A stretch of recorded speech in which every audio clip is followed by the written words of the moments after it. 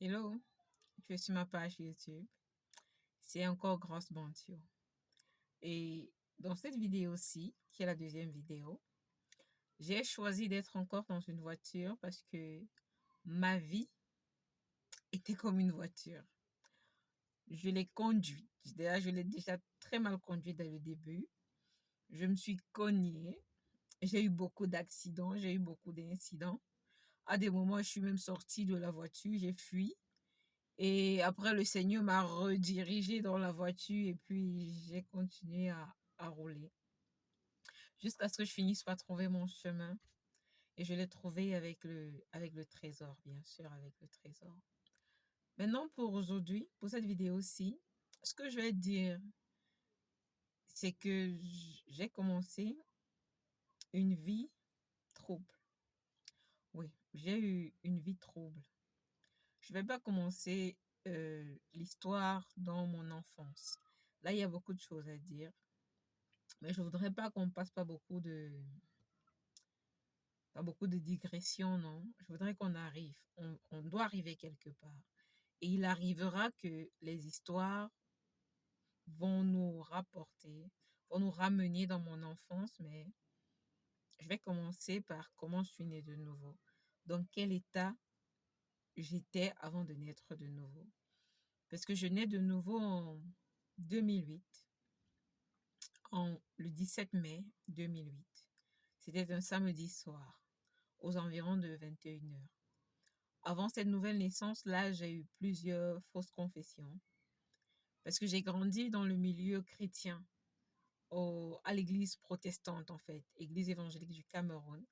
C'est dans ce sillonnage-là que j'ai grandi. Donc, j'avais la notion de Dieu, j'avais la notion de la foi, j'avais la notion d'aller à l'église du matin, tous les dimanches en tout cas. J'avais la notion d'être baptisée, d'être confirmée, j'avais ces notions-là.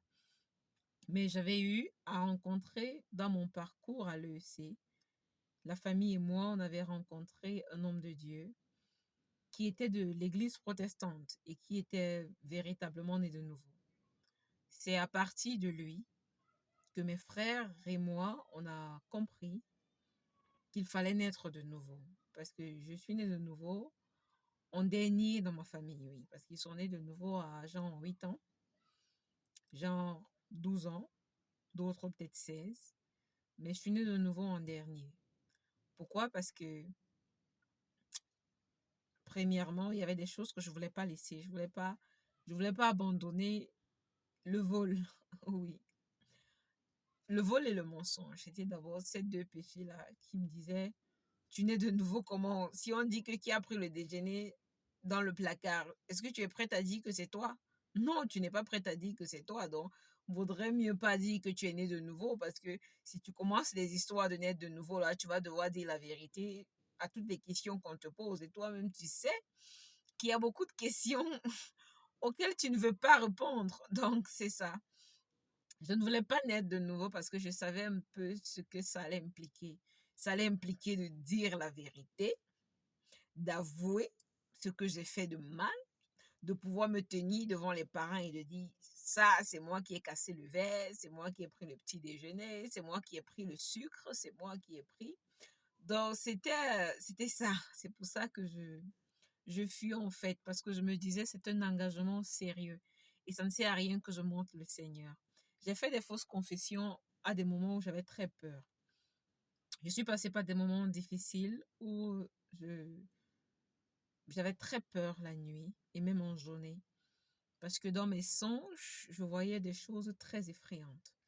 Je voyais des choses qui étaient tellement réelles et qui étaient effrayantes.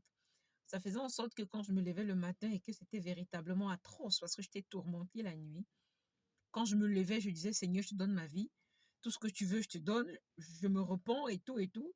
Et puis le soir, je suis une autre personne. Du moment où la peur est passée, je passe à autre chose. Donc, c'est comme ça que je me suis retrouvée en train de faire beaucoup de fausses confessions où j'étais pas sérieuse. Le problème, c'est que j'avais très peur. J'avais très peur, surtout la nuit. J'avais peur au point de voir la télé parfois de 19 heures jusqu'à 6 heures du matin. Et le lendemain, j'allais en classe. Donc, c'était peut-être étonnant. Parfois, je me levais quand les parents allaient juste se coucher. Je rentre de l'école peut-être à 16h, je vais voir un peu la télé. Je vais me coucher peut-être aux environs de 17h30. Je me réveille à l'heure où les parents sont sur le point d'aller se coucher aux environs de 22h, 22h30, 23h. Je fais semblant de vouloir étudier, je prends les cahiers. Dès qu'ils vont se coucher, j'allume la télé, je vois la télé jusqu'à 5h du matin. Et à 5h, je vais me coucher, je dors peut-être 30 minutes, je dors 1 heure, je me lève à 6h et je vais à l'école. Ça, c'est une période de ma vie qui était vraiment compliquée à cause de la peur, parce que je vivais, parce que aussi longtemps que je me souvienne quand même, j'ai toujours prié pour ne pas rêver, parce que j'avais énormément peur de ce que je voyais dans la nuit. C'était horrible. Depuis que je suis petite, depuis que je peux me souvenir jusqu'à ce que je sois née de nouveau, j'étais tourmentée dans mes songes. C'était un moment horrible à passer. Je dis tellement horrible. C'est-à-dire, tu te vois soit en train de mourir, soit des voitures qui vont te cogner, je sais pas, des animaux qui vont t'encercler. C'est tellement réel que lorsque tu te lèves, un jour, je me suis levée avec la cicatrice d'un serpent qui m'avait mordu dans un songe. Je vous assure que quand j'étais aux toilettes pour me laver, j'ai paniqué. J'ai paniqué, j'étais hystérique, mais attends un peu. Comment je peux voir un serpent qui me mord dans la nuit et le matin, je vois la marque. Et c'était le même songe qui s'était répété plusieurs fois. Donc, genre, tu es dans le songe, tu connais déjà la trajectoire des serpents et tout, et puis boum! Parce que tu es sûr de maîtriser comment les serpents vont venir, tu te retrouves en train d'être piqué. Et le matin, effectivement, tu vois la cicatrice. C'est à ce moment-là que j'ai dit, c'est sérieux, Bantio, il faut faire quelque chose. Je ne savais pas à qui parler parce que avant ça, j'ai eu des périodes de maladie où j'avais le palu. Et pendant mes maladies, à chaque fois que je faisais le palu, j'avais des hallucinations. Mes hallucinations étaient horribles, au point où je voyais la maison de Bourget, je voyais des gens venir me chercher, je me voyais en agonie en fait. Et j'ai essayé d'en parler, mais personne ne m'a pris au sérieux. À chaque fois que j'en parlais, on se moquait de moi. Donc, quand pour les songes effrayants ont amplifié, je n'ai pas eu le courage d'en parler. Je me suis dit, on va encore se moquer de moi, on va encore dire que je vais attirer l'attention, on va encore dire toutes choses bizarres sur moi. Donc, du coup, j'ai préféré me taire et j'ai préféré dire, il faut que je fasse quelque chose. Et la seule chose que je savais, c'était que Dieu est capable de tout. Dieu est capable de guérir, Dieu est capable de soigner. Et je savais que Jésus peut le faire. Maintenant, le problème, c'était que moi, je n'étais pas prêt à marcher avec Jésus.